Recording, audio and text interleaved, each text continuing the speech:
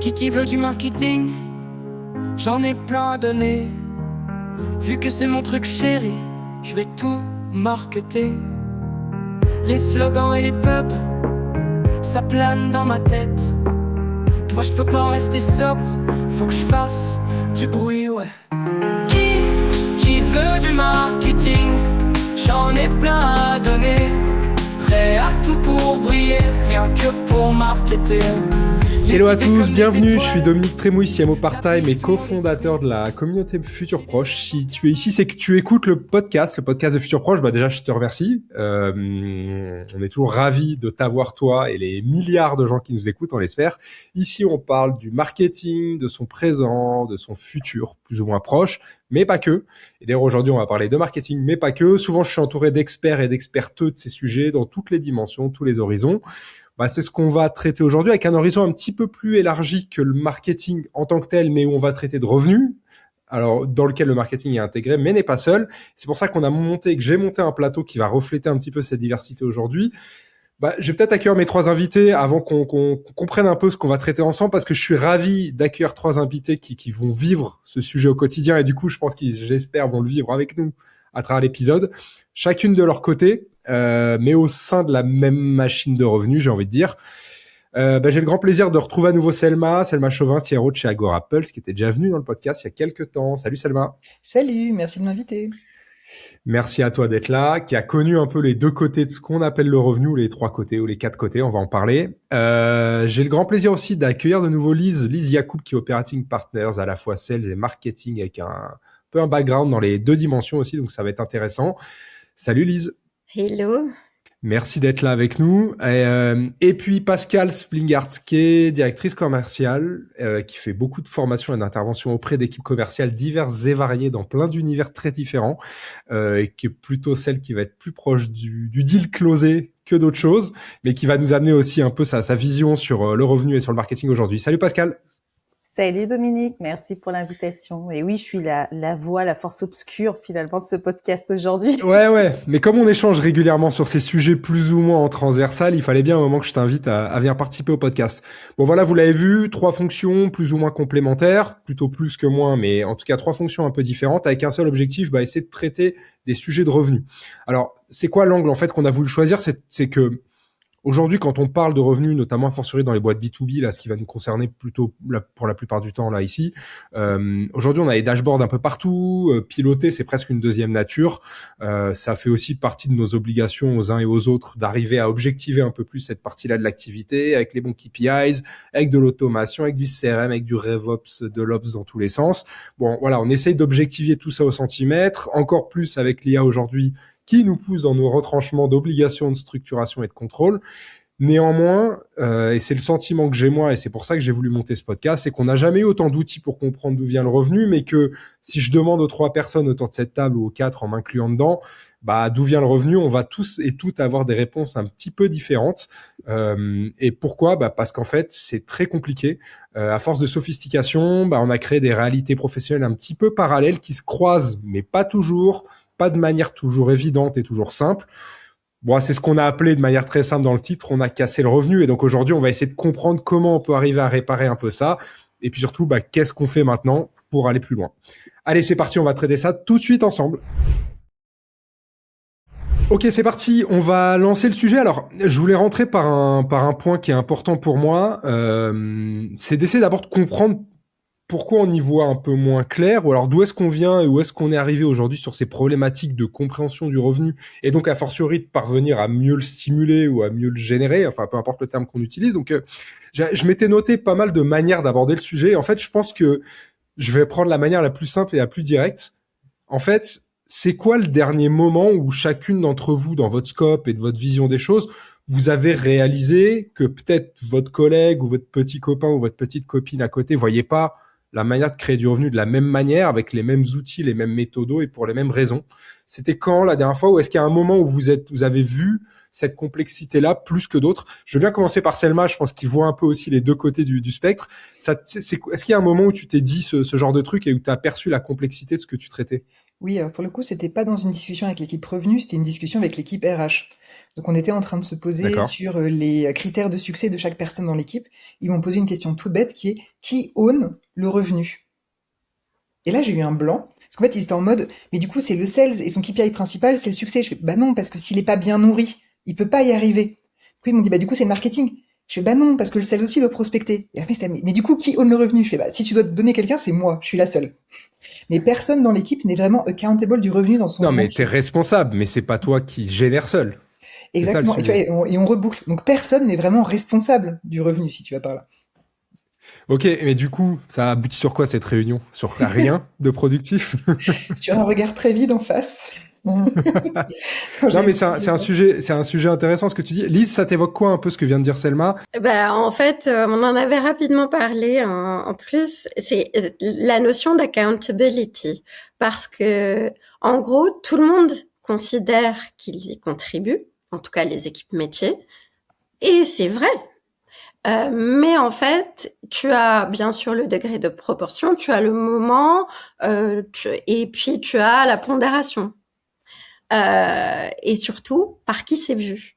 Parce qu'au final, forcément, ça se discute en haut, mais moi, je mets toujours l'église au milieu du village en disant oui, mais le client, il voit qui? Ouais. Qui est visible et pour lui, qui a contribué? Donc Bah, c'est ce point en fait c'est grâce à qui, grâce à quoi et pourquoi en fait. Et ils ont signé pour qui, pourquoi. Donc moi j'ai tendance à déplacer la vue vers l'extérieur que vers l'intérieur parce que ouais, de mais ça, est-ce l'intérieur. que tu le fais vraiment quand t'es dans les séquences de taf? C'est un truc un peu post-mortem que tu fais Alors c'est Parce qu'on pas. peut se le dire entre nous, mais dans la réalité du quotidien, une fois que le deal Alors est en fait, signé, tout le monde ouvre une c'est bouteille et plus personne pense à ça. non, Non, il y a le CSM c'est- après. ouais. C'est souvent parce que moi j'ai cet angle expérience client qui est que je considère toujours en France on est un peu parent pauvre, donc j'ai tendance à l'adresser tout le temps l'éléphant dans la pièce, Hmm. donc j'en parle et c'est ça qui provoque la discussion en se disant ah oui effectivement vu du client tout le monde se corrige automatiquement mais par défaut la discussion en interne elle se fait jamais à ce niveau-là. Selma vient de le dire, c'était une discussion avec RH, par exemple. Ouais. Ah, c'est Donc, intéressant. Pascal, sur cet item-là, on va revenir sur l'histoire du ownership parce que je voulais creuser le truc, mais Pascal, j'avais juste une. Est-ce que c'est des pratiques Ouais, que tu fais ou que vous avez fait, un peu d'analyse, un peu oui. post-deal ou j'en sais rien, et d'essayer de comprendre pour trouver un système? Et est-ce que ça t'est arrivé, toi, ou est-ce que tu le vois, de le faire avec le Alors, marketing dans la boucle ou pas? Enfin, oui. Alors, je l'ai vu, non, ça serait mentir parce que historiquement, moi, je l'ai pas vécu de l'intérieur déjà. Moi, je viens mhm. du cycle de vente long, du cycle de vente complexe. Donc, clairement, le variable, les primes, tout était alloué aux sales. C'était la règle. Le marketing était frustré, mais en Mais on s'en silence. fout. Donc, voilà, on s'en fout. C'était comme ça. On va pas se mentir. Et derrière, et puis on n'arrivait pas à traquer finalement d'où venait réellement le lead, qui influençait quoi. Et je rebondis sur le propos de Lise, c'était l'expérience client qui primait. Donc, qui a vu le client et qui a signé finalement avec le client. Donc ça, c'était facile. Et puis derrière, on a mis toutes les stacks RevOps qui vont bien et qui font qu'on arrive à traquer par quel canal le client est entré. Et derrière, on a eu cette logique de distribution des résultats et donc de distribution des primes. Ce qui a créé cette fois-ci forcément une certaine colère côté sales. Donc moi, je l'ai pas vécu en tant que tel. En revanche, je le vis aujourd'hui chez des clients et j'ai un exemple concret aujourd'hui d'un client qui, lui, veut mettre en place une politique de variable sur ses équipes Ouais. marketing et sur ses équipes sales. Ok. Et le modèle était de se dire, c'est bon, on a mis en place un CRM que je ne citerai pas, mais qui se finit par Spot. On Ouais, peut tu peux le traquer la citer, hein. data. On prend pas encore d'argent à HubSpot, mais tu peux le citer quand même. Bon, alors je le dis, HubSpot. Donc maintenant, on peut traquer la data, les MRR, les new RRR, le churn et tout ça. Donc on va pouvoir plus facilement attribuer des primes. On n'a plus qu'en fait à dérouler un plan variable pour chacun. Hmm. Mais comme je lui ai dit, ça serait une grosse erreur parce que si on fait ça, déjà de 1, top-down, donc c'est ultra descendant, et l'adhésion des équipes, parce que là c'est pas un changement de rémunération qu'on implique, mais c'est un changement de culture d'entreprise et derrière de performance aussi, parce que la performance n'est pas monitorée de la même façon, donc forcément elle sera pas faite de la même façon, parce qu'on reste des humains, hein, donc voilà. Dès qu'on a une carotte, on réagit pas de la même façon. Donc je lui ai dit, avant de déployer quoi que ce soit, avant de se dire c'est bon, on peut traquer la data, c'est de se dire, on va recevoir les gens en individuel, qu'est-ce qu'ils attendent par performance, quels sont leurs freins à ce type de mise en place de plans de variables, quelles sont leurs motivations profondes, et derrière on fera un atelier co-construction, marketing et sales, parce que c'est bien de dire oui mais le MQL, le scoring du marketing, il est fait comme ça, mais le sales va dire oui, mais moi, mes leads, ils sont tout pourris. Est-ce qu'on me comptabilise les 80% de leads pourris que je passe du temps à qualifier et qui ne convertissent pas? Donc, l'idée, c'était de se dire, on fait en individuel et ensuite, on fait aux co-constructions. Et ça, vous l'avez fait, du coup? On est en train de le dérouler, justement. D'accord. On est en train de le faire. Et on se rend compte que en individuel, même les réquisitions de chacun, finalement, sont moins importantes que celles qu'on peut voir en réunion, en collectif. Parce qu'il y a un effet émulation, oui, marketing, gna, gna, gna, oui, mais les sales, nanana. Alors qu'en individuel, finalement, il n'y a pas tant que ça de frein à partager, on va pas se dire à partager le porte-monnaie à la fin. La seule chose, c'est de se dire, finalement, derrière, en collectif, c'est quoi la définition d'un lead qualifié? C'est quoi la définition d'un bon lead?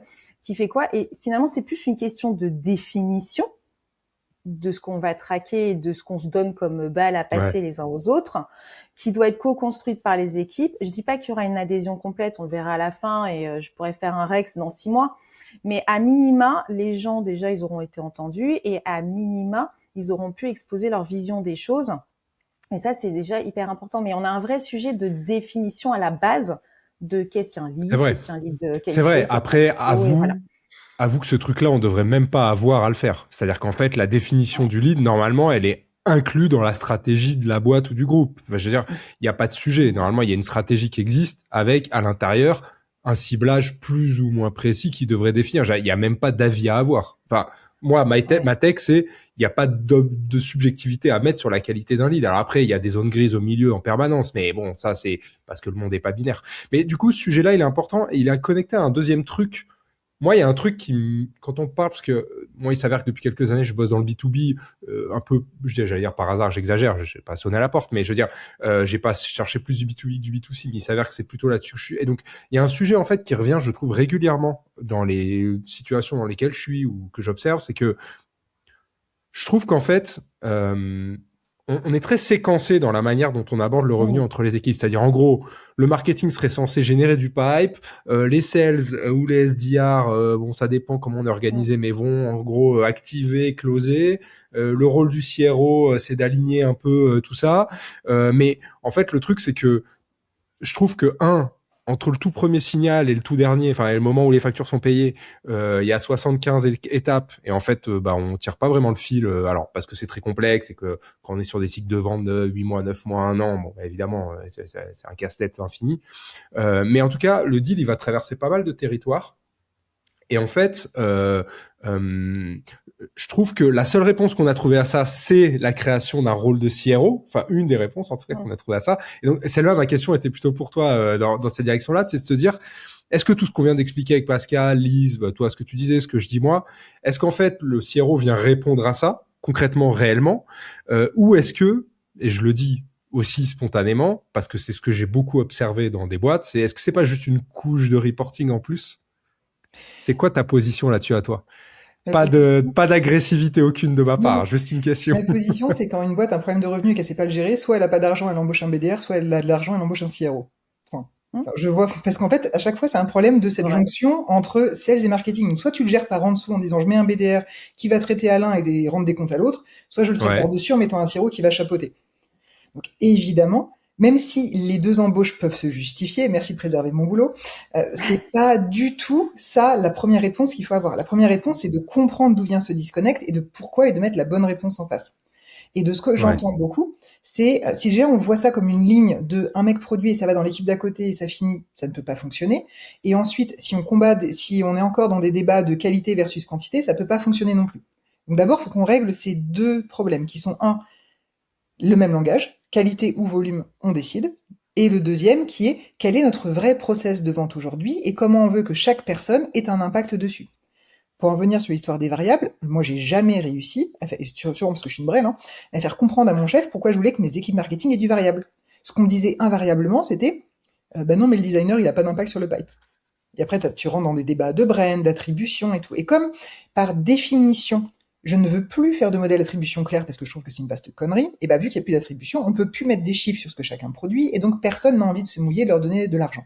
Ce qui est bien avec Selma, c'est que j'ai des punchs à mettre dès l'ouverture de la circulation de l'épisode, très assumé. Alors non, mais ce point il est hyper important. On va revenir 2 secondes après sur l'attribution. Je voulais juste rajouter un truc sur les sujets parce que tu as répondu, mais pas complètement à ma question. Je me permets d'appuyer un petit peu. C'est que on va se dire les choses concrètement. Il y a quand même une majeure partie de groupes. J'ai pas les stats mondiales, mais où le CRO c'est un VP Sales rebrandé, un peu repackagé, quoi. Oui, c'est on ça. va quand même se dire les choses, quoi. Parce que c'est pas mon background. Non, je sais que c'est pas ton background et je sais que c'est la croyance d'aucune personne autour de cette table sur le vrai rôle de ce type de poste. Ce que je voulais dire par là, c'est que pour moi, le rôle de CRO n'a de la pertinence que s'il a la vraie capacité de repenser le revenu et son architecture et sa structuration. Donc, la question est pour vous trois. Ouais, mais la question est pour vous trois, comment on rend ça vraiment possible dans une boîte? Alors là, on sort un peu de nos métiers à nous, chacun, mais selon les expériences que vous avez vues, qu'est-ce qui manquerait dans une boîte, et peu importe la taille finalement, parce que je pense que ça peut exister à peu près n'importe où, mais qu'est-ce qui manquerait pour que la partie revenu soit vraiment alignée et que cette personne-là puisse vraiment faire son taf, en fait? Qu'est-ce qu'il faudrait comme méthode de boulot? Lise, je sais pas, par exemple. Moi, je pense il manque surtout de revenir à l'essentiel. D'accord. Simplement parce que on l'a tous dit là, il y a plein de métriques, chacun a un langage différent, chacun a une vue sillonnée. Mais en fait, si tout le monde savait se poser la question comment on dégage le revenu, à comment on l'attribue, etc., il y aurait pas ce besoin. Or, la réalité, c'est que plus on complexifie, et en plus, on a de la donnée aujourd'hui de partout, donc c'est facile Mais le problème, c'est que, à mon sens, on se pose pas la question de est-ce qu'on est toujours en train d'adresser les bonnes personnes? Oui, non. Comment on l'adresse? En lui disant comment le quoi, etc. Et puis à quel moment? Parce qu'on parle tout le temps de funnel, mais en fait, maintenant, c'est un journey. Donc, vous me lancez tous mes sujets avant que je les mette sur la table, mais c'est bien, on va les ouvrir. Mais c'est vraiment la réalité parce que aujourd'hui, tu as accès aux meilleurs outils, au maximum d'indicateurs que tu veux. Donc, en fait, tu peux aller dans tous les sens que tu veux. Et on parle toujours de remettre l'église au centre du village, mais oui, on parle tout le temps et avant tout de revenu. Très bien. Mais si on passe par le bas en disant on va recruter 5 SDR, mais c'est déjà le cas. On a déjà 12 outils, X prestat externe, X SDR, mais les SDR, ils vont faire ce que le playbook leur dit de faire. Aussi à la base. Et donc toi, tu dis, c'est le rôle du CRO de faire ça avant tout. C'est le rôle du CRO de trouver des leviers de croissance, de se dire, ça j'ai identifié un levier de croissance, il faut agir dessus. Et ensuite de dérouler le comment à travers les différentes ressources au sein de l'organisation. Attends, Selma, avant que tu réagisses, je voudrais juste demander à Pascal, est-ce que tu as croisé un CRO ou une CRO pertinent ou pertinente dans cette scope-là? Le problème, c'est pas le problème du CRO pertinent ou pertinente. Regarde, elle cherche un peu... Ils sont non, parce que je suis en train de chercher, mais parce que je suis en train de repenser à la première phrase qui était de se dire c'est plutôt un VP Sales. Moi, dans les expériences que j'ai vues chez mes clients, ce sont des VP Marketing. Oui, d'accord. Comme quoi, le Barissant est en train d'évoluer. Vu de ma cour aujourd'hui, donc avril 2026.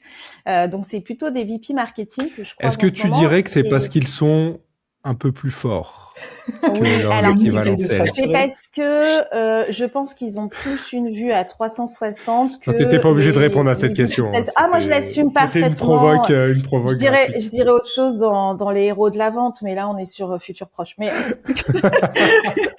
J'écouterai, donc, attention, j'écouterai. Donc oui, non, mais moi je trouve qu'à chaque fois c'est des gens extrêmement brillants, qui ont une idée, qui ont une vision et qui connaissent même les leviers de ce qu'ils peuvent actionner pour aller chercher du revenu. La problématique qu'ils ont dans 95% des cas, c'est qu'ils héritent d'un conflit. Ils ont hérité du conflit marketing-sales, mais ils n'ont pas le mandat pour opérer sur les objectifs parce que c'est plus structurel pour l'entreprise.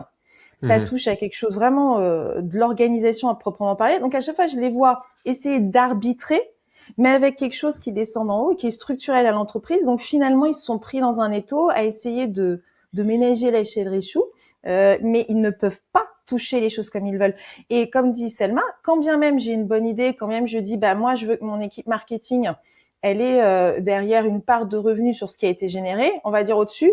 Ah bah ouais mais non, enfin attends, qui et pourquoi et pour quelles raisons. Et en fait le CRO, il est en train de mener une croisade en interne pour faire entendre que il faut rétribuer tout le monde là-dessus. Donc moi le CRO, je le vois pertinent. Le problème c'est plus le mandat qu'on lui affecte.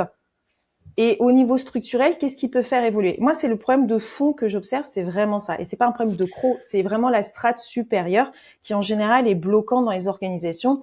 Et on parle pas d'organisation que de 10 personnes, mais d'organisations beaucoup plus importantes aussi. Hein. Ouais, alors, Selma, je t'en prie. Du coup, ça fait une super transition. Moi, j'allais dire que le vrai problème, c'est de remonter d'un cran, c'est la culture revenu au sein des entreprises. Et ça, c'est un vrai problème de fond. Et je pense que c'est ça. En fait, le premier rôle du CRO, c'est pas de gérer les choses, c'est pas de faire entrer du revenu, c'est d'inculquer à l'ensemble de la boîte cette culture du revenu qui, sinon, va le bloquer dans tout ce qu'il fait. Ouais. Je vais vous donner des exemples. Dans la moitié minimum du temps en Comex est passé sur la fonction revenu. Et je l'ai vu que je sois marketing, que je sois dans des fonctions commerciales ou des fonctions revenus, tout le monde. Et encore, t'es gentil, hein, la moitié. Ouais. Moi, je dirais peut-être même 80. Oui, 80. Ouais. Tous les feedbacks négatifs sont pour le revenu. Tous les commentaires, tous les avis sur la couleur du site, le sales qui est pas bon et qui a mal parlé au client, le machin.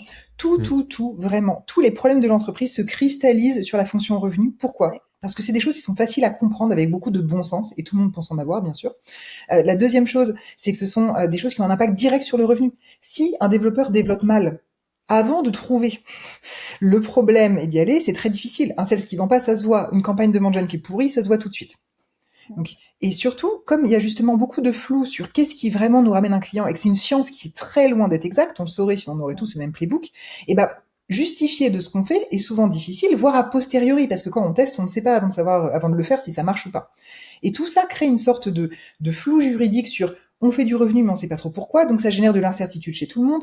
Les objectifs sont pas faits en prenant en compte la réalité terrain. Les choix notamment de tête, enfin en gros de ressources ne sont pas forcément alignés non plus. On a aussi une sorte de pas de haine, mais en tout cas de petits ressentiments des autres équipes, parce que pour nous, demander des ressources, demander du budget, c'est facile, on en a plus, mais aussi parce qu'on a la pression qui vient derrière de délivrer davantage. Et donc tout ça crée une sorte de situation dégueulasse, même au niveau Comex, où on a une équipe qu'on estime toujours trop grosse, trop obèse, trop d'argent, trop m'as-tu vu, trop sur le devant de la scène, mais à qui on demande de rendre des comptes sans lui donner les moyens de le faire. Et justement, attends, sur ce sujet-là, toi, dans ta position, alors je sais que tu es dans une position, j'allais dire, pour moi, le CRO, il doit avoir cette vision de bout en bout. Alors je sais que c'est ton cas, sans flagornerie aucune sur un certain nombre de trucs, mais est-ce qu'aujourd'hui, tu te dis, je m'en sors et j'arrive à faire ce que je suis censé faire dans mon mandat parce qu'en fait, j'ai vraiment le film complet du deal? Ou est-ce que tu te dis, en fait, même dans ma position, il y a des angles morts, juste inhérents, j'en sais rien, à la complexité du métier, ou parce que c'est jamais parfait et qu'il faut l'accepter, quoi. C'est comment tu vois le truc aujourd'hui? Alors je dois avouer que quand j'ai pris mon poste, j'ai beaucoup surestimé la difficulté de devenir une vraie patronne commerciale. Surestimé ou sous-estimé? J'avais surestimé. Je m'étais vraiment dit, waouh, c'est super dur, il va falloir que j'apprenne et tout. Mon premier rendez-vous avec un client, j'étais en panique, évidemment, j'ai rien dit. Et en fait, au bout de 3 mois, je suis en mode, bon, ok. Non, mais comparé à tout ce qu'on demande au marketing, en termes de se réinventer en permanence, de réfléchir différemment, de comprendre les personas, c'est tellement difficile. Et je dis pas que le métier de sales est facile. Je dis juste qu'on a déjà les bons réflexes qui permettent d'appréhender des nouveaux sujets et de s'adapter très vite. Et donc, au final, vraiment, ma problématique principale aujourd'hui, c'est pas du tout le cœur du métier, que ce soit sales, marketing, peu importe. Il est de deux ordres. Il est de faire monter cette culture revenu dans l'entreprise. Ça, c'est vraiment mon premier point. Et le deuxième, c'est de s'assurer que les moyens sont les mêmes sur tous les aspects de la chaîne. Et qu'il n'y ait pas des aspects qui soient sous-estimés par les autres ou surestimés par les autres. Et donc, il y a ce sujet-là dont on a parlé qui me semble important sur le ownership et le rôle du CRO. L'autre point que vous avez évoqué, que vous avez spontanément lancé, mais je pense que c'est un point qui est important aussi, c'est ce sujet d'attribution, qui est une autre forme, je dirais, de complexification de notre métier. C'est que on essaye d'y voir clair et on y voit moins clair. Alors, c'est un peu un paradoxe, je pense aussi, de nos jobs au quotidien. En gros, si moi je fais court un peu sur ma vision du truc, c'est que l'attribution aujourd'hui, en tout cas sur le côté marketing du sujet, et où on va y revenir plus largement, mais au moins marketing, je pense que c'est un outil à la fois défensif et un outil politique avant tout. Ça devait être un outil d'éclaircissement, mais je pense que c'est plutôt un outil politique en fait. C'est-à-dire que côté market, si on est en B2B dans une boîte d'une taille minimum et qu'on n'utilise pas ça pour justifier son existence ou son impact, même un minimum, bah on se met en danger. En gros, on peut le dire concrètement, on va pas en danger, on va pas nous jeter par la fenêtre, mais ça veut dire qu'en l'espace de 2-3 trimestres où ça va pas bien, on se met clairement en danger en fait. Ce qui du coup est un peu ironique de se dire en fait on invente quelque chose de sophistiqué pour nous aider à faire les meilleurs choix. Au final, on se retrouve à monter quelque chose juste pour justifier qu'en fait les choix qu'on a pris sont bons, en dépit de ce qu'on peut. Voilà, donc il y a une espèce de truc un peu politique comme ça. Donc ça, c'est le premier point. Le deuxième point, c'est que ces sujets d'attribution, le sales, il en a rien à faire. Enfin, c'est pas son sujet, il en a rien à foutre. Pour de bonnes raisons. C'est qu'en fait, lui, il va être plus ou moins à la fin du cycle et de toute façon, c'est lui qui va closer. Donc, je dirais, la dernière touche qui compte dans sa tête, c'est la sienne. Et donc, lui ou elle, il se dit, ce qui se passe avant, je dis pas sur tout le monde, hein, mais je pense que dans la moyenne du mindset, ce qui se passe avant, c'est pas mon problème. Moi, ce qui compte, c'est ce qui va se passer maintenant et après. Et troisième couche, dans cette histoire d'attribution, bah, le CRO, il se retrouve à devoir balancer ces deux trucs, quoi. D'un côté, de l'attribution, on a l'impression d'être bossé à la NASA, dans certaines boîtes ultra sophistiquées. Et en fait, je discutais avec quelqu'un d'un très grand groupe français, là, il y a pas longtemps, qui nous disait, on a investi des millions sur le sujet. Je suis encore en train de me demander comment on fait pour vraiment avoir une réponse qui nous satisfont. Ils sont en train de bosser sur du server-side, tout est en full custom, il y a du dev partout. Enfin, ils y passent en fait pas mal de temps. Alors, c'est une très grosse boîte et ils sont peut-être obligés parce que un 0,5% de mouvement, bah, ça représente du fric. Mais néanmoins, c'est quand même un aveu assez fou, quoi. Donc, question, vu que personne prend vraiment de décision d'investissement basée sur une forme de vérité objective, à quoi sert l'attribution ? Première partie de la question. Et est-ce que dans ce que vous avez observé dans vos scopes les unes les autres, est-ce que vous l'avez vraiment réussi à l'utiliser comme un outil de décision ou vraiment juste un truc de se dire je l'ai parce qu'il faut que je l'ai au cas où on vient me taper sur tel choix ou tel choix? J'ai fini ma longue question. Pour moi, c'est juste des tendances. D'accord. Si je résume, Ouais. juste des tendances qui permettent à plus long terme et donc sur des milestones de décider de qu'est-ce qu'on lâche et sur quoi on pousse. Mais du coup, est-ce que tu as déjà réussi à montrer l'impact de ce que tu fais côté market? Par exemple, au-delà de ce modèle d'attribution, de dire, bah, il y a des choses qu'on peut pas mesurer, mais qui fonctionnent vraiment. Est-ce que, par exemple, c'est un truc sur lequel tu as déjà eu la sensation d'être parvenu à quelque chose de concret là-dessus? Alors, je peux le dire seulement, et c'est pas le cas de tout dans le B2B, mais moi, je bosse sur des cycles longs et sur des high tickets. Donc, en fait, c'est plus facile à identifier. C'est pour faire simple. Et dans ce cas, oui, en termes de market, typiquement, par exemple, moi, je crois énormément au partenariat. L'importance des partenariats,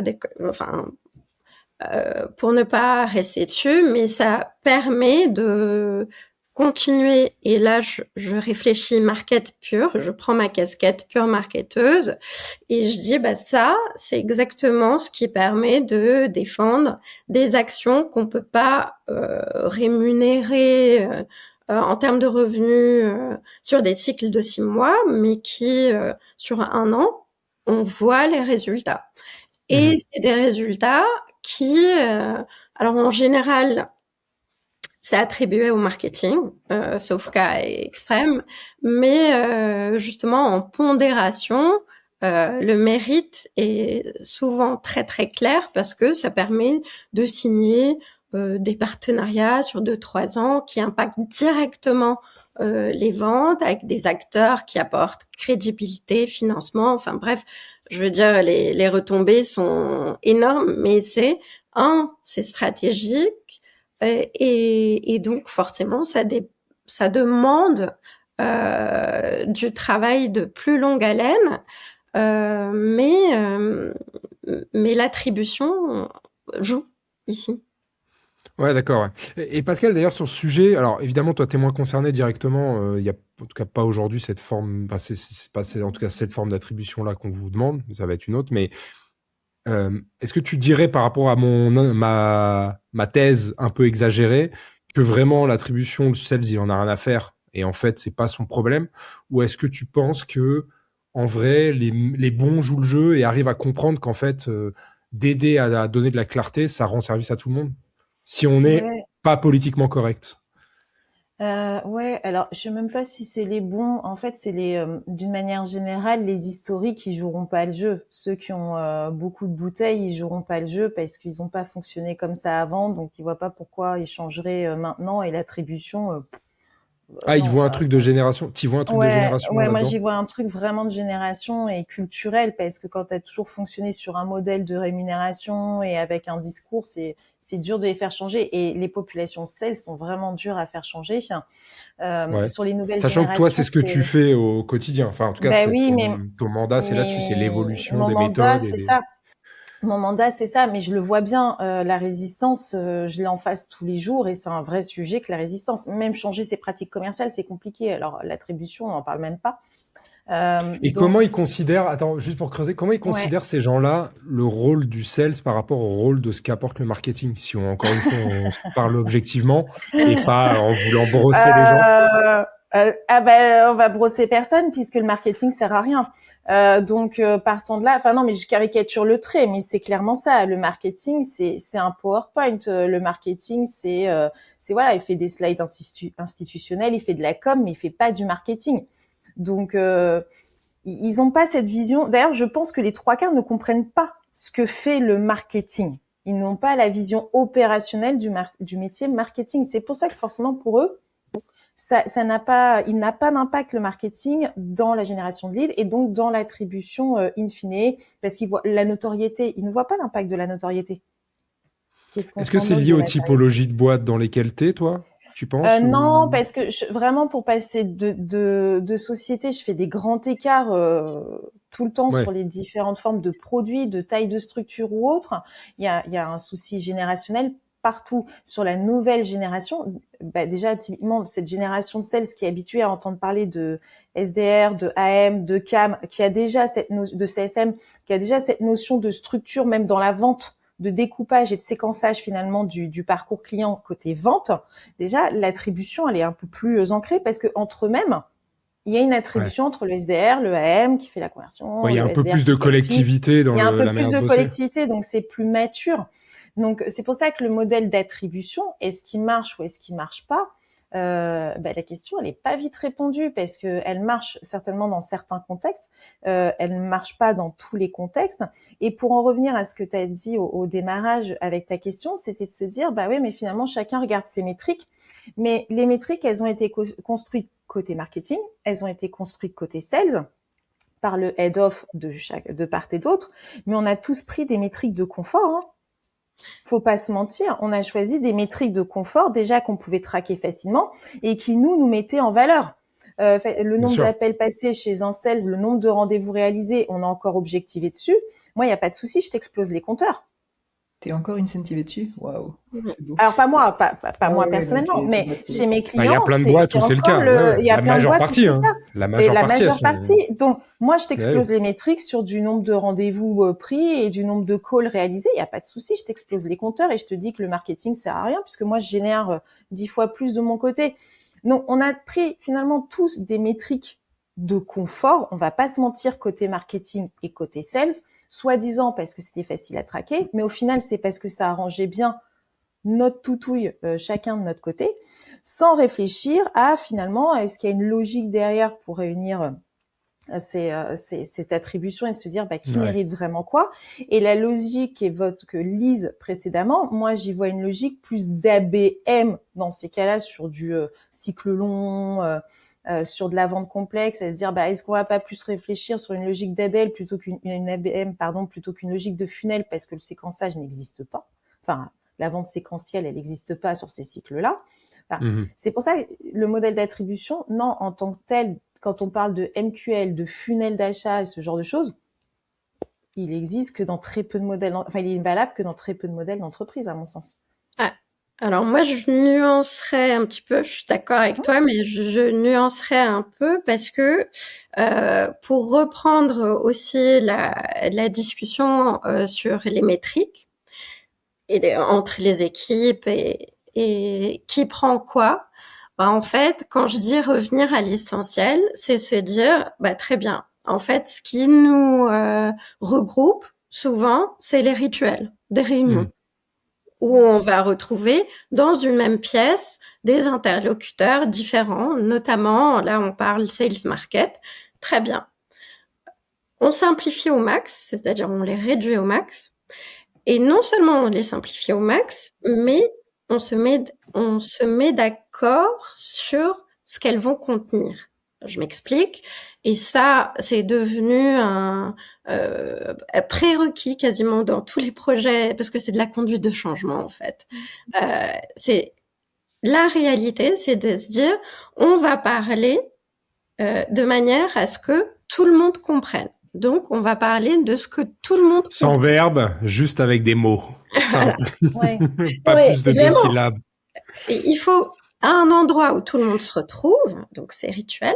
On parle le même langage, donc, et en plus de ça, on va utiliser les mêmes outils.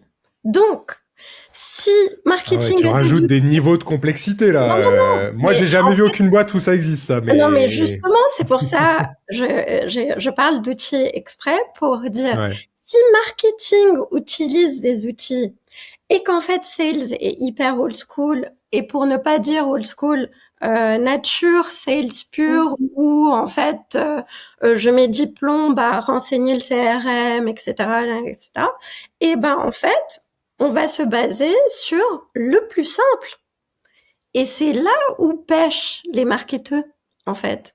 C'est parce qu'ils continuent de se dire oui, mais moi j'ai mes données, ça c'est hyper clair. On s'en fout. En fait, personne ne parle. Mais, vous avez compris, on s'en fout. Mais moi... c'est intéressant, vos deux visions sont intéressantes. Et du coup, je voulais rebondir sur Selma parce que du coup, je me disais, quand t'entends les deux visions un peu de Lise et de Pascal, je me dis, quand toi, tu vas ensuite, imagine, tu bosses avec Lise et Pascal et tu dois aller au board, leur raconter une seule histoire avec les deux versions, comment tu fais le truc, en fait? Comment tu réunis dans cette histoire d'attribution le slot, en fait, du truc? Alors, je vais être honnête, je suis pas intervenu parce que l'attribution, c'est un sujet qui m'emmerde, très franchement. Et Oui, tu l'as dit en ouverture, mais... Ouais. Et je vais le reprendre. Et en conclusion. Ouais. Et je vais mettre ma casquette marketing. Et en plus, c'est une connerie que le marketing a fait. Et le marketing a fait cette connerie parce qu'il en avait marre qu'on lui tape dessus, il a essayé de se rapprocher des commerciaux et du coup de trouver un langage commun. Il s'est dit, je vais passer par les chiffres, ça va être un langage commun et du coup, je vais mériter ma place à la table. Sauf qu'en faisant ça, il s'est mis tout simplement à la merci de personnes qui ne comprennent ni ces métriques, ni comment elles sont faites, ni à quoi elles servent, ni ce qu'il faut en faire derrière. Il ne pouvait pas réussir. Et c'est pour ça qu'on a pris le problème par le mauvais bout. Et Pascal t'a dit un truc hyper intéressant qui était, ça nous permet de savoir qui mérite quoi. Et le vrai truc, j'ai envie de dire, mais qu'est-ce qu'on s'en fout? Qu'est-ce qu'on s'en fout qui mérite quoi? Et on en revient sur les variables marketing et tout ça, il part du même sujet qui est qu'on essaye constamment d'opposer le marketing et les sales et de dire on a réussi grâce au marketing, on a réussi grâce aux sales. Et il y a à aucun moment dans justement toutes ces discussions, cette attribution, je sens vraiment cette notion de revenu comme un mécanisme complexe où chacun joue un rôle, puisqu'on essaye d'expliquer, chacun essaye de justifier sa place au détriment de celle de l'autre. Ça peut pas fonctionner. Et c'est aussi... Et c'est pour ça que quand je dis penser à l'extérieur plutôt qu'en intérieur, parce que ce que tu viens de dire, Selma, justement, c'est très lié au fait qu'en interne, que ce soit market ou sales ou ops, etc., en fait, il y a des problèmes de reconnaissance. Il y a des besoins de reconnaissance au niveau des équipes parce que au final, c'est des femmes et des hommes, les personnes derrière. Donc, quand tu te sens reconnu, tout va bien. Oui. Et si tout le monde se sent reconnu, tout le monde va continuer à contribuer à l'effort. Parce que la première question que tout le monde se pose à chaque fois, c'est simple. What's in it for me? Qu'est-ce que j'ai à y gagner? Donc c'est Oui, bah c'est sûr, c'est c'est cette approche-là qui est importante. Et alors attends, juste pour rebondir sur ce permet de sujet-là. revenir au plus simple, plus facilitons. Pour poursuivre sur ce sujet-là de facilité et d'avancer sur quelque chose qui fonctionne un peu mieux, je voudrais revenir sur deux, trois points sur lesquels on est rapidement passé, mais qui sont importants, qui sont des points. Selma, je te vois venir, t'inquiète pas. Qui sont des points de choses qu'on continue de faire, dont on sait intuitivement qu'elles marchent pas ou qu'elles servent un peu à rien, mais qu'on continue de pratiquer côté marketing. Et je veux bien, Pascal, aussi ton avis là-dessus, parce que ta force est impliquée là-dedans. Alors, le premier point, qui est genre quelque chose d'un peu universel, c'est le MQL. Moi, je donne ma vision à moi, qui est la mienne. C'est que quand on n'est pas... Hein? On a tous fait bah une ouais, je sais que vous allez dire non, mais quand on n'est pas un SaaS à 30 balles d'abonnement par mois, le MQL, c'est flou, mais on continue de l'utiliser. Alors, pourquoi je dis ça? C'est qu'en fait, pour moi, le lead scoring qu'on utilise... Ah, mais attends, tu me dis ça, mais quand je vais te poser ce que je vais t'exposer, voilà. Le lead scoring, comme on l'utilise, je trouve, ne reflète plus rien. Ça ne reflète pas un parcours d'achat. Ça ne veut rien dire. Parce que un MQL, à l'origine, c'est une sorte de parcours d'achat. C'est une étape d'un parcours d'achat.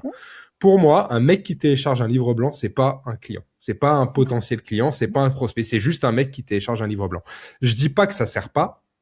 Je dis juste qu'en fait, on le met dans un pipe de création de revenus, alors que je pense qu'une bonne partie du temps, alors le pourcentage de bonnes, je sais pas le mesurer, mais une bonne partie du temps, ça ne veut rien dire. Or, le marketing continue de le compter, parce que voilà, ça remplit une cascade. Donc, ma question est, 1, comment on sort de ça? 2, êtes-vous d'accord? Ou peut-être dans l'autre sens.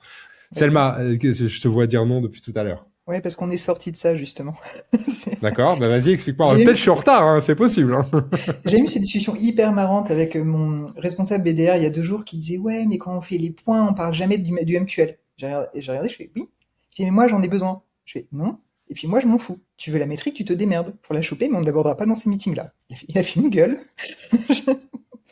Donc, oui. Donc, ça va être une réponse un peu globale, ok? Puis après les filles, je vous laisse compléter les trous. Pour sortir de cette vision MQL, qu'est-ce qu'on doit se dire? On doit partir d'un principe de pénétration de marché. Point.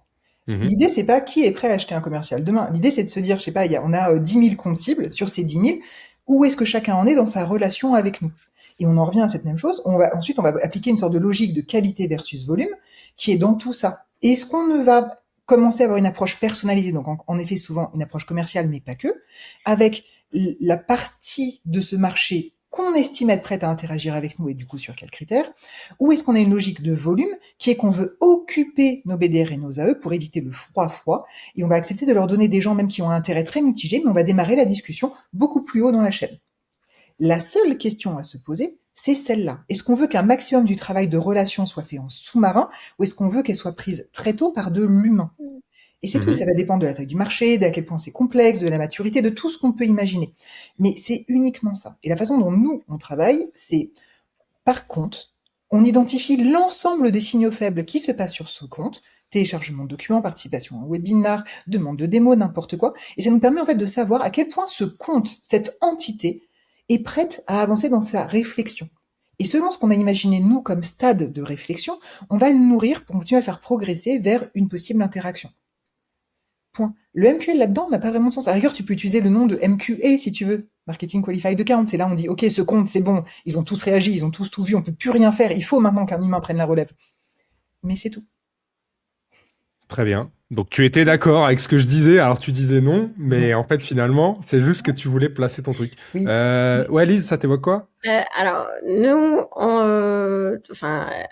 c'est quand même un bout de temps que sur la partie, on va dire MQL, les actions qu'on connaît, en fait, c'est la partie scoring joue.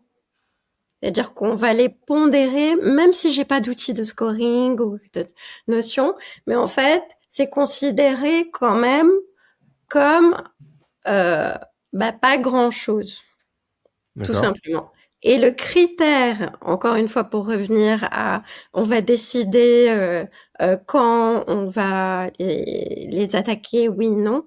Mais en fait, le critère de dire est-ce qu'on va privilégier volume ou pas, en fait, il dépend du pipeline, de l'état du pipeline.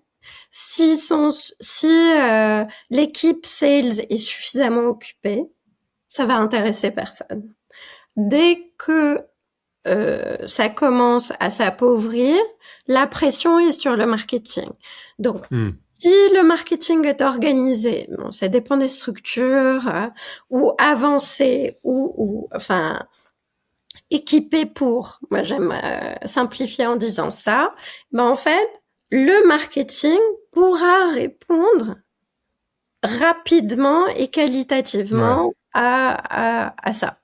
C'est comme ça que d'accord. je le vois. Intéressant. Tu le vois plus comme un truc de support en Oui. cas de. Oui. Pascal, sur ce que vient de dire Lise et ce que viennent d'exprimer Lise et Selma, est-ce que dans ce que tu as vu ou ce que tu as connu, toi, tu as déjà été confronté à des moments où tu t'es dit, tiens, cette séquence ou cette approche de MQL-là m'est utile ou nous est utile pour bosser parce que sans ça, on serait mal nourri, moins nourri, j'en sais rien, ou ça nous ferait perdre du temps. Et si, deuxième question, si on devait tuer ce concept, qu'est-ce que tu penses qui rend service à des équipes commerciales dans une logique de stimuler le revenu, en fait, d'une boîte, quoi? Je rejoins, moi, le propos, pour le coup, de Selma.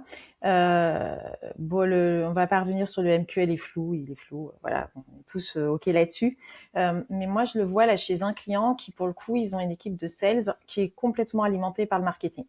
Mais complètement alimenté. Ils ne gèrent que de l'inbound, mais que de l'inbound. Donc le marketing est waouh. Sauf que leurs ventes là sont en train de, ils sont dans l'environnement SaaS. On va pas expliquer qu'en 2026 le SaaS se prend une tôle, voilà.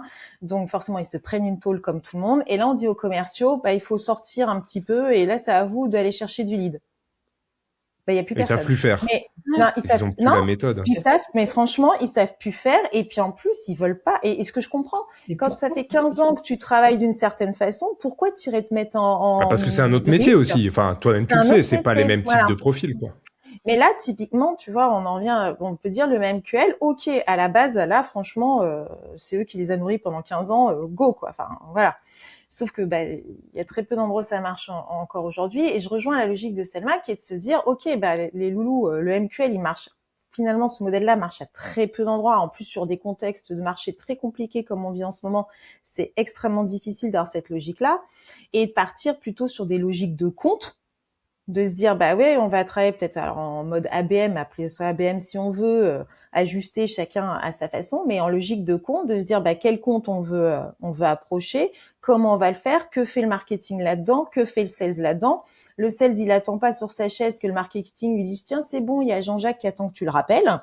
Non, toi aussi tu y vas et tu vas aller me ramener de l'info du terrain, de ce qui se dit et autres. Moi de mon côté, je continue à approvisionner aussi au niveau marketing, mais c'est finalement avoir une approche de compte, un ABM un peu plus structuré pour se dire comment on fait. Et là, la logique derrière se contentera tout le monde parce que tout le monde sera proactif dans la démarche d'atteindre un revenu finalement. Et il n'y a pas quelqu'un qui est attentiste et qui dépend de l'autre, qu'on le nourrisse à la béquée, ou à l'inverse, le marketing qui se disent les sales ils sont tous dehors. Non, c'est chacun se nourrit finalement l'un de l'autre et avoir une approche plutôt par compte et se dire derrière, alors je suis moyennement pour, mais se dire dans notre modèle, si on doit en avoir un d'attribution, et je suis pas pour l'attribution, je suis plutôt sur le modèle du revenu, parce que un sales à qui on dira demain t'as que du fixe, ça va être plus compliqué, ou alors il faut qu'il ait toujours fonctionné comme ça. Mais dans la modèle de revenu du revenu derrière, se dire si on travaille sur une logique de compte, il y aura forcément un revenu team, parce que on aura travaillé main dans la main pour aller chercher du revenu au global pour la société, mais il faudra garder quand même une part d'individuel, mais sur sa propre performance, et pas en comparaison au service d'à côté. C'est pas plus le marketing ou plus le sales, c'est toi au niveau de tes objectifs à toi, sur ce que tu étais censé faire, où est-ce que t'en es, quoi. Mais D'ailleurs, sur cette histoire de fixe variable, j'ai vu il y a quelques jours là, que c'est le management d'Alan là, qui Oui, sortait un peu sur Alan, le sujet. il Il rémunère pas affirmait du ne faire variable, que, maintenant. voilà, de faire que du fixe. Donc ça reste aussi quand même des choses qui se développent. Alors c'est par petites touches, hein, ça reste quand même minoritaire. ouais. Et là, j'ai un client qui l'a fait, hein. Ouais, tu m'avais dit, Ça on tire en pas avait les parlé. meilleurs, Ah c'est ouais, problème. très très très touchy parce que Total, ils se trouvent tous avec des fixes gonflés par rapport au reste du marché. Parce que forcément, si tu mets pas de variable, t'es obligé de gonfler le fixe versus un autre sales. Et je vais dire un truc très moche. Et là, pour le coup, tous Ça les tire sales plus. qui vont écouter vont dire cette fille, on la déteste, mais bon, c'est pas grave, j'assume. Mais ce La sera gamelle, votre elle est prochaine trop bonne. formatrice.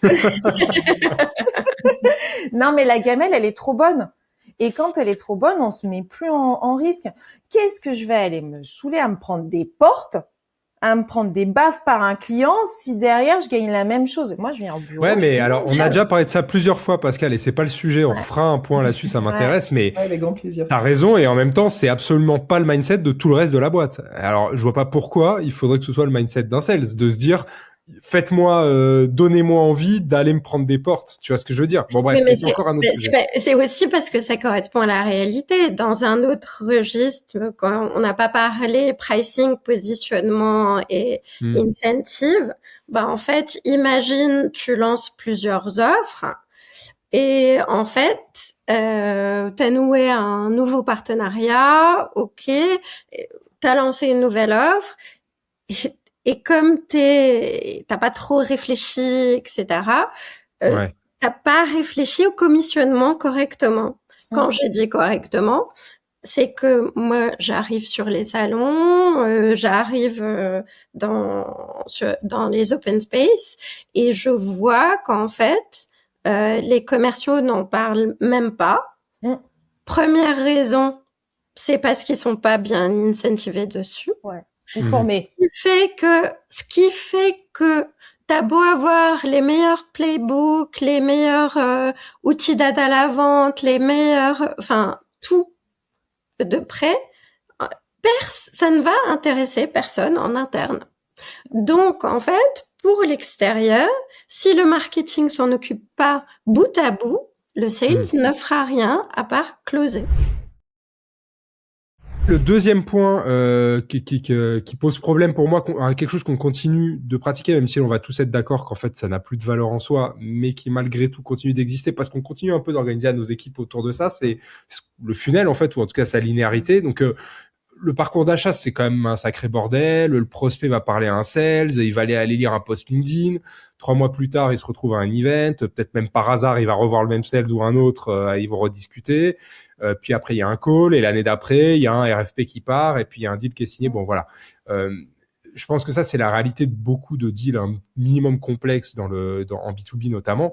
Mais le truc, c'est qu'on reste quand même, je trouve, sur des organisations un peu séquentielles, où en fait, on est censé se faire un peu des end-off, quoi. Le marketing fait des trucs, puis en plus, ça passe au commercial qui fait des trucs, puis ça va passer à une troisième personne qui fait des trucs. Donc, la question que je veux explorer là-dessus, c'est, parce que on va tous être d'accord, je pense, sur le côté du funnel, c'est de se dire, je pense, Selma, là, avec un point qui est plutôt dans ton scope là aujourd'hui, c'est dans ce cadre-là, quand c'est le bazar comme ça, qu'est-ce qu'on fait ou qu'est-ce qu'on peut faire pour que ce end-off, tu vois, entre sales et marketing, peu importe dans quel sens, ça se passe avec le moins de friction possible et que ce soit faisable? Comment ça se passe chez vous déjà?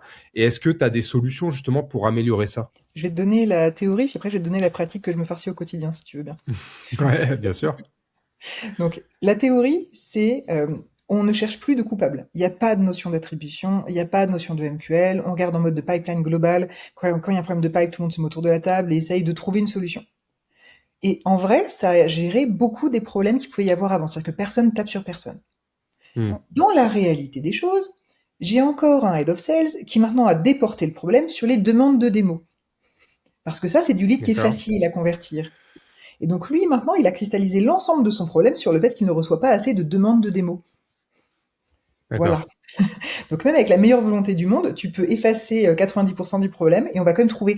Et encore une fois, ça rassure beaucoup une fonction commerciale d'avoir des points précis ou de comprendre d'où vient son pipe. Et ce qui est aussi totalement normal, il faut respecter ça.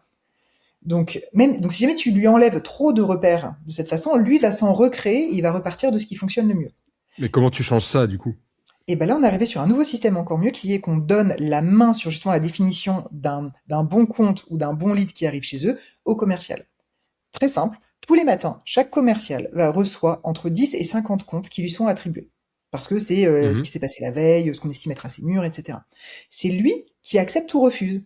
Et en fonction de ce qu'il accepte ou refuse, on lui pousse au fur et à mesure du temps de plus en plus de choses comme ça, et on fait de plus en plus d'actions qui vont faire de choses comme ça. Donc on raisonne plus en termes de type de campagne, mais en termes de CTA de campagne. D'accord. Donc, et on fonctionne uniquement en CTA. Et ça, c'est encore une fois, c'est en cours, mais en fait, ça enlève cette histoire parce que c'est l'AE qui valide ce qu'il veut recevoir. Donc, au tout Du coup, début, tu on mets la avait dit, responsabilité sur le commercial, sur l'AE, de dire c'est toi qui vas aller ça, je veux. sélectionner tes targets parce que Oui, tu penses que c'est là que tu peux closer, que c'est intéressant pour la boîte, etc. c'est ça. Et en fait, on monitore ça de deux façons. Donc, au tout début, on avait un taux d'acceptation des leads entre marketing et commercial plutôt de l'ordre de 50 à 60%. Donc, ils Mhm. acceptaient de traiter 50 à 60%. Là, on est au-dessus de 80. Donc, on estime que c'est D'accord. la bonne qualité. Parce qu'il y a toujours, bien sûr, de l'individuel. Maintenant, ce qu'on est en train de faire, c'est la deuxième partie, qui est que maintenant qu'on a ces feedbacks-là, comment on s'assure que les équipes marketing génèrent plus de choses qui ressemblent à ce dont le commercial en bout de chaîne a besoin. Et donc, on a réinjecté des tactiques de growth qu'on avait un peu mis de côté pour l'instant, pour faire plus de look-alike. La troisième chose qui est mon point de contrôle à moi, c'est de vérifier que les décisions qui sont prises dans cette chaîne sont effectivement ce qui apporte le plus de business. Et mon nouveau Ouais. travail à changer, c'est d'identifier quand un indicateur se dégrade. Point. Donc je suis en D'accord. dehors de Ok. cette discussion maintenant. Ouais, c'est la responsabilité de deux équipes. Et Lise, sur ce sujet-là, je me dis, du coup, quand on arrive, tu vois, dans cette situation où il y a cette passation-là, donc là, chez Selma, par exemple, ils ont trouvé, enfin, chez Selma, chez Agorapol, ils ont trouvé pas chez toi, dans ton appart. Le mot salon. Ils ont trouvé un système de responsabilisation des deux équipes. Alors, tu reviendras nous voir, Selma, dans 6 mois, 1 an, voir si ça, où c'en est, Ouais. mais si ça fonctionne.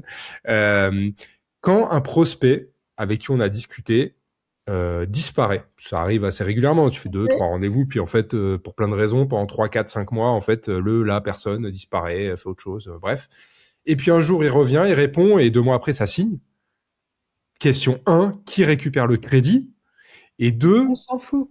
est-ce que quelqu'un a travaillé sur maintenir le lien entre-temps ou pas? Qu'est-ce que tu observes, toi, chez toi? Alors, 2 points dans ta question. Premier, ce qu'on appelle les clients dormants. Est-ce qu'on les a activés et qui les active?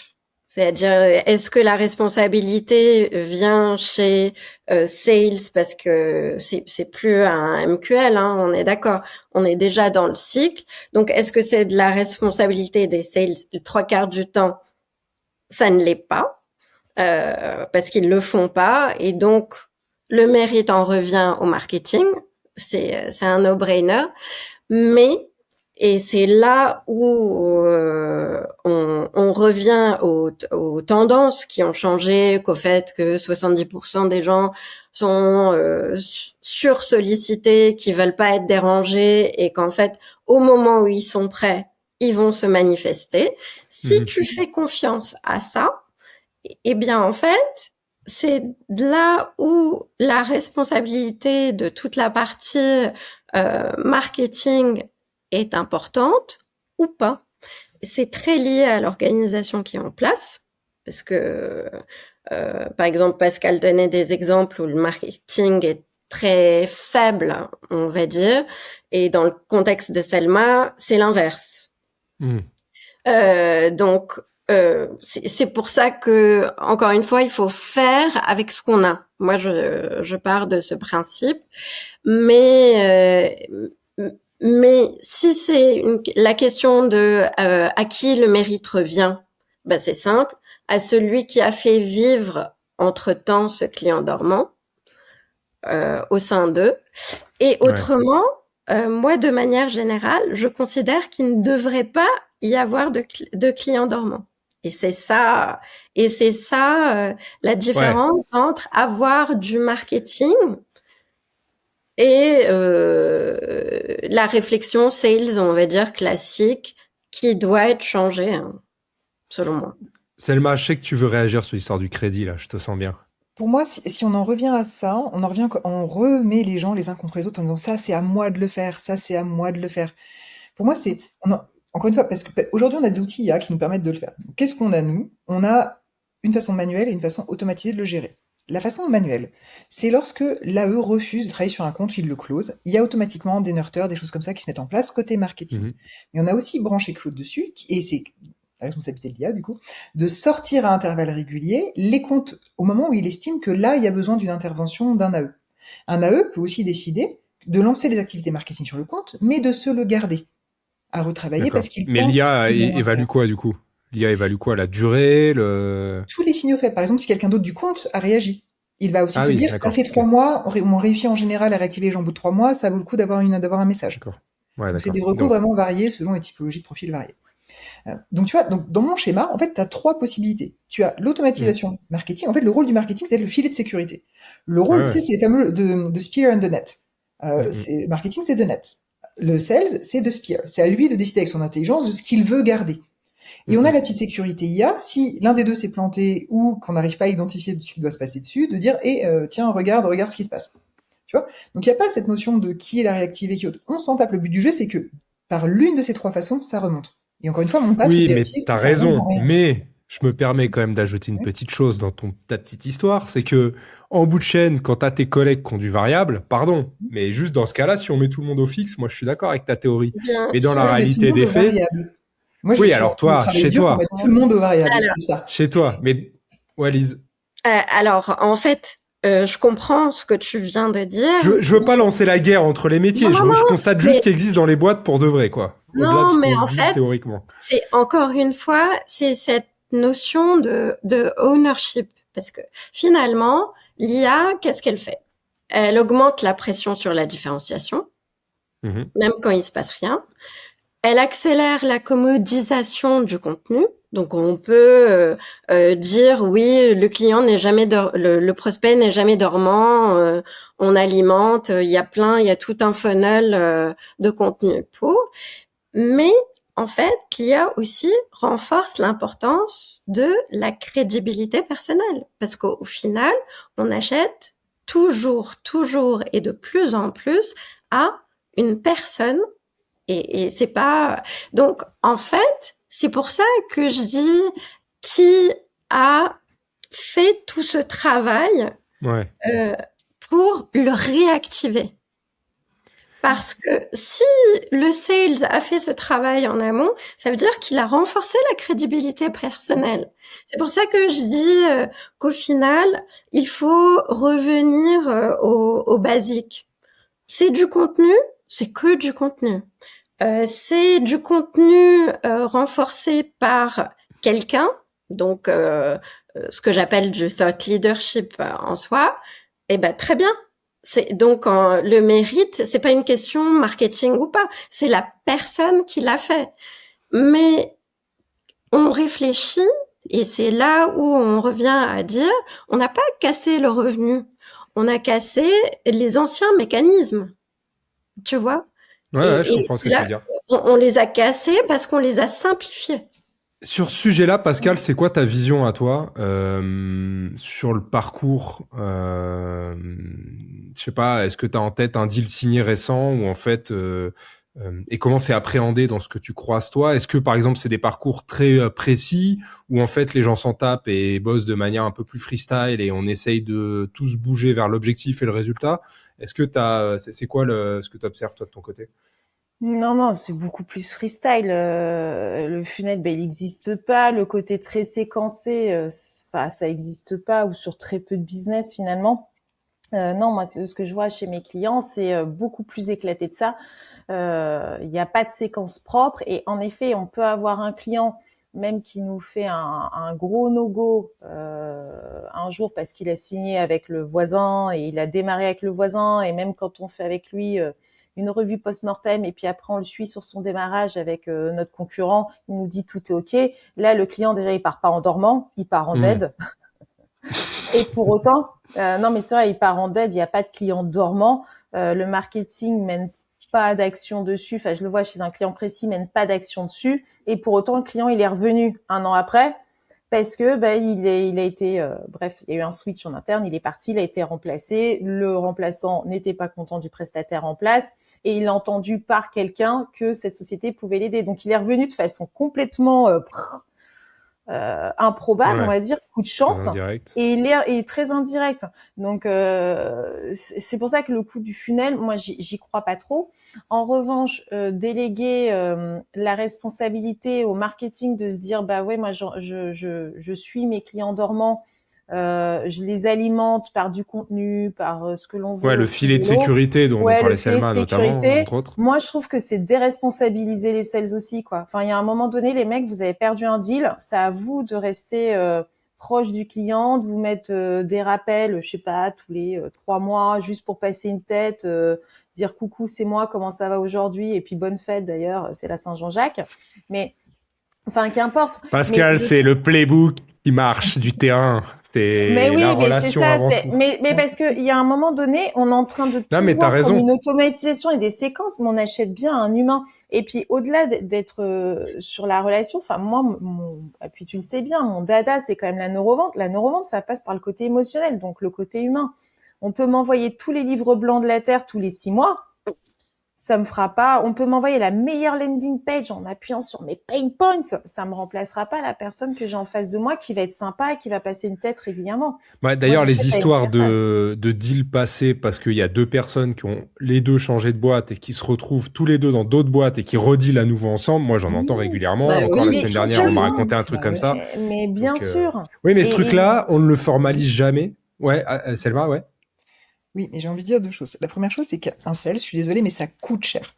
Là, je mets ma casquette pure CRO. Dans une objectif de rationalisation des coûts, il faut que du coup, cette intervention humaine, on la mette uniquement là où l'automatisation ne peut pas faire le taf. Oui. C'est pour ça que dans ma tête, c'est toujours une seconde étape qui est que on essaye de simplifier un max et si vraiment ça marche pas, on rajoute de l'humain parce qu'on sait que ça marche, mais ça coûte cher. Et donc, c'est pas faisable à très grande échelle sans rajouter de l'humain. Typiquement, le côté du spear on the net, c'est lui, il a son variable. Donc, il sait qu'il va pas faire son chiffre s'il n'y arrive pas. Mais c'est à lui de focus ses efforts uniquement là où il sait que le reste ne va pas être suffisant. Si on lui donne un objectif en disant, du coup, ça viendra pas de toi, on va pas te le compter pour toi, il va en prendre un max. Il va faire un taf de merde sur un max de compte. Parce qu'il veut que ça lui soit attribué. Et comme il fera un taf de merde, les autres ne le feront pas. Parce que sinon, ça leur est pas attribué. Et on en revient encore à mettre en objectif une mesure d'activité. Et comme Pascal le disait tout à l'heure, c'est la pire connerie que tu peux faire. Un objectif ne doit jamais être une mesure d'activité. C'est trop facile de faire de la merde et de ne pas la mettre au service du vrai business. Et justement, et c'est pour ça qu'un AE coûte cher, parce qu'on lui demande d'être intelligent et stratégique, en mode de comment on gère un portefeuille de la façon la plus efficace possible. Et c'est un vrai travail. Comme Pascal le disait, être capable d'avoir cette petite interaction personnelle et d'aller souhaiter sa fête, un outil va le faire, mais c'est dégueulasse. On reçoit tous des messages pour notre anniversaire avec un petit code promo. Ça n'a rien à voir, on est bien d'accord. Donc oui, 100% oui pour ça. Mais justement, je trouve que toute la difficulté de cette chaîne, c'est d'identifier les moments où ça, c'est nécessaire. Et de pas le mettre là où on en a rien à faire. Et d'avoir des gens intelligents pour le faire aussi. Et oui, et d'avoir un alignement quand même, parce que lorsqu'un commercial a X nombre de dossiers qui suit, bah en fait, il va, si c'est hyper organisé, lui c'est le closer et il a un setter, mais la réalité c'est que il va compter sur le marketing. Pourquoi? Parce que le marketing a accès à la base de connaissances en fait de la boîte. Donc c'est le marketing qui va lui rappeler la date d'anniversaire, c'est le marketing qui va lui rappeler que je ne sais pas moi sa cible est féminine, que c'est la fête des mères et etc. Et qu'en fait va lui dire, moi j'ai le cas très souvent où j'interviens sur la partie sales, où je n'ai rien à voir avec la partie marketing, et où en fait le marketing vient et me dit je désespère, mes events sont vides alors que j'ai des invitations qui sont hyper relevantes pour A, B, C, D, et donc moi, dans les discussions, donc très informellement, je me retrouve en train de chercher des invités à aller sur des événements, ce qui en soi peut paraître un non-sens, et tout simplement parce que tout le monde est occupé dans son silo. Moi, je le résume à ça. Hein.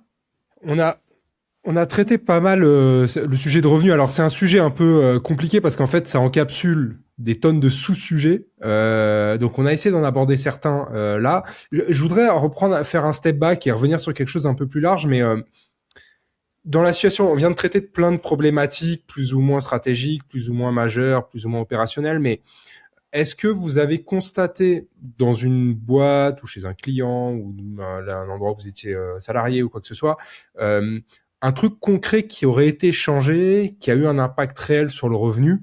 Je parle pas forcément d'un playbook ou d'un truc, on va machin. Je parle plutôt de quelque chose qui ferait une sorte d'avant-après, avec une décision, voire même si ça peut être parfois, et je pense que c'est le cas, et c'est d'ailleurs aussi sur ce terrain-là que je voudrais aller pour ouvrir vers la dernière partie de cette émission, mais c'était plutôt de se dire, c'est aussi des sujets un peu politiques. C'est-à-dire qu'en fait, un marketeur qui va commencer, moi je prends la casquette marketing que j'ai au quotidien, si je commence à me poser ces questions-là, je vais déborder un peu de mon scope.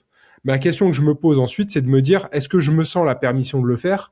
Et est-ce que j'ai la légitimité? Et est-ce que je vais prendre la légère prise de risque personnelle d'aller sur ce territoire-là? Donc en gros, est-ce que vous avez observé des actes, des projets ou des choses qui ont permis juste de recalibrer un peu le revenu, de le reclarifier ou pas? Je sais pas, Pascal, est-ce que c'est quelque chose que tu as vu dans les boîtes par où tu es passé? Oui, moi je l'ai vu et puis je suis en train de le vivre d'ailleurs, comme je disais en introduction pour un client. Donc te dire si ça a fonctionné, je sais pas, je te le dirai dans 6 mois, je te ferai un feedback comme avec Selma sur ce qu'elle a mis en Ok, on se place. revoit dans 6 mois tous les Le trois, tous crash les quatre. test. Alors finalement, voilà. Mais pour répondre à la question en 2 points, de un, le modèle, il est pas de ce qu'on est en train de mettre en place. Je dis pas qu'il est duplicable sur d'autres sociétés.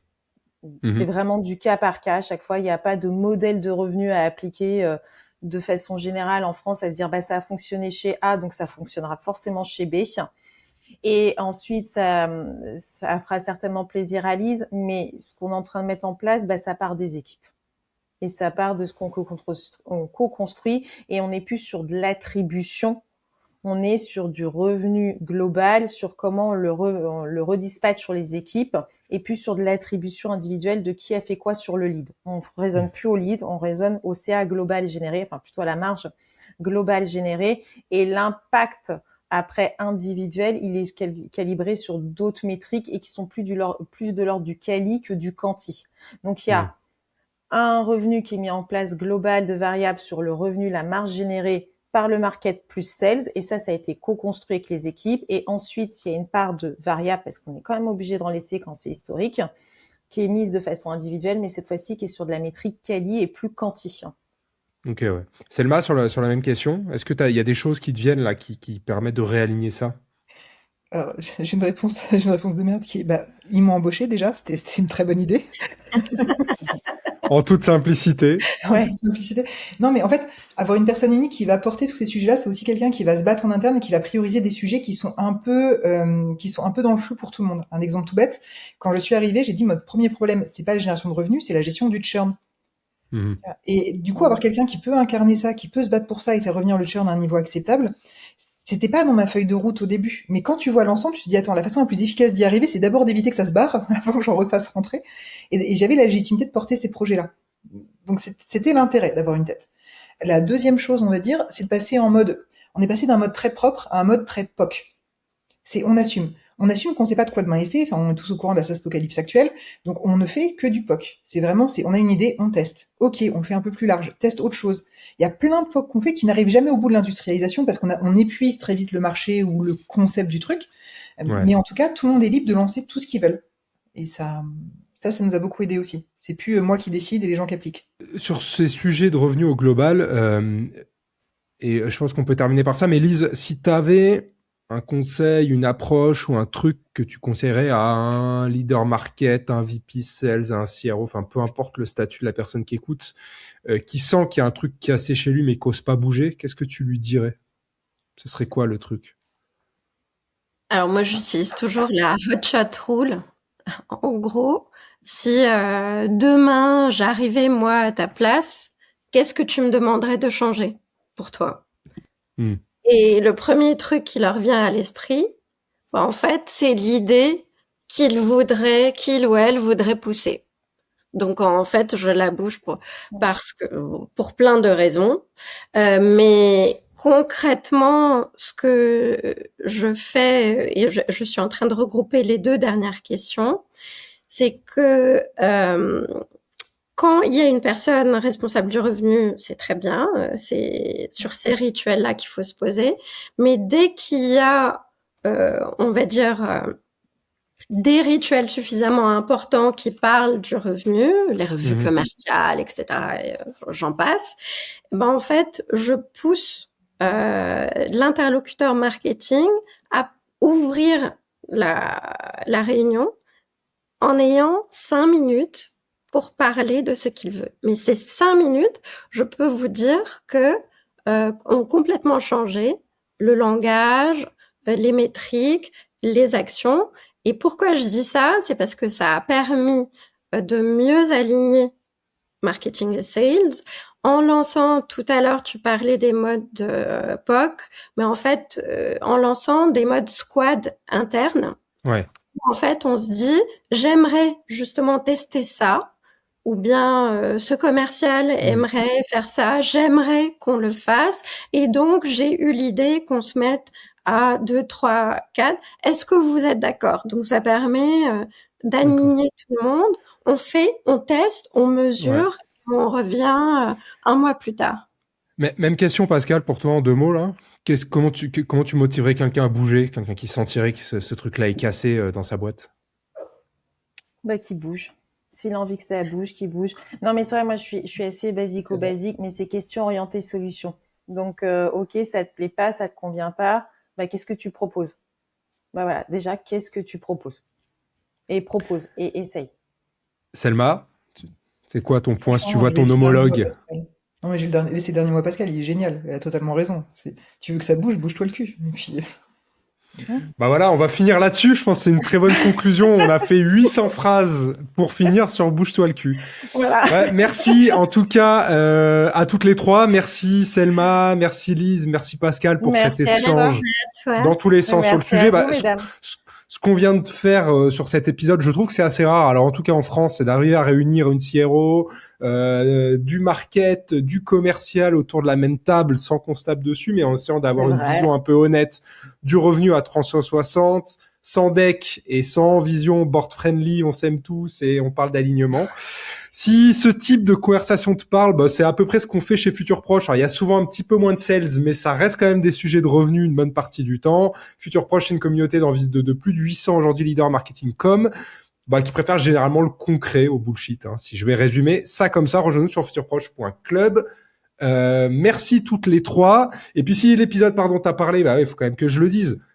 Abonne-toi, surtout partage-le à ton VP Sales, à ton CEO, à ton CRO. Je pense qu'ils vont avoir des choses à apprendre. Merci toutes les trois. Merci à tous de nous avoir écoutés. Je vous donne rendez-vous au prochain épisode. À bientôt. merci. Bye bye.